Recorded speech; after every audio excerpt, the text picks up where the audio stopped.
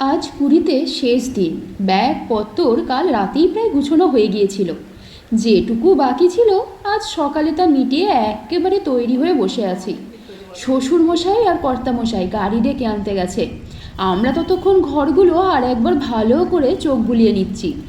গাড়িতে ব্যাগপত্তর গুছিয়ে উঠে বসতেই সমুদ্রের দিকে চোখটা ফেরাতেই চোখটা একেবারে আটকে গেল।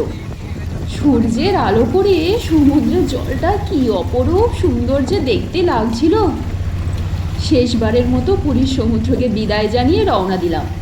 সমুদ্রও যেন প্রিয় আত্মীয়ের মতো যতটা সম্ভব হয় যেন এগিয়ে দিয়ে গেল। সকাল এখন 8টা মতো বাজে। দুপুর 2:10-এ বন্দে ভারতের সময়। মাঝে এখনও বিস্তর সময়। তাই ঠিক করা হলো এই ফাঁকে গোল্ডেন বিচ আর স্যান্ড আর্ট মিউজিয়ামটা একটু ঘুরে আসা যাক। তাই টিকিট কেটে ঢুকে পড়লাম গোল্ডেন বিচে। কি অপূর্ব সেই দৃশ্য! পরিষ্কার পরিচ্ছন্ন, সোনারঙা রোদ বালির ওপর চকচক করছে। বেশ নিরিবিলি জায়গাটা। কিছুটা অন্তর অন্তর রয়েছে বিশ্রাম নেওয়ার জন্য খড়ের ছাউনিওয়ালা কিছু চেয়ারের ব্যবস্থা।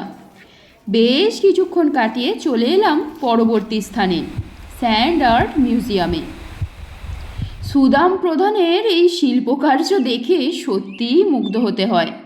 কত রকমের যে বালি দিয়ে তৈরি করেছে মূর্তি, তা ভাবাই দায়। ঘুরে ঘুরে সব কটা নিদর্শন দেখলাম। সকাল এখন 11টা মতো বাজে। সেই কোন ভোরবেলায় চা ছাড়া ভারী কিছুই জলখাবারে খাওয়া হয়নি। তাই একটা রেস্টুরেন্টে পুরি সবজি, ডোসা সাম্বার এইসব নিয়েই 4 জনে ভাগাভাগি করে জলখাবারটা সেরে ফেললাম। তারপরেই চলে এলাম পুরী স্টেশনে।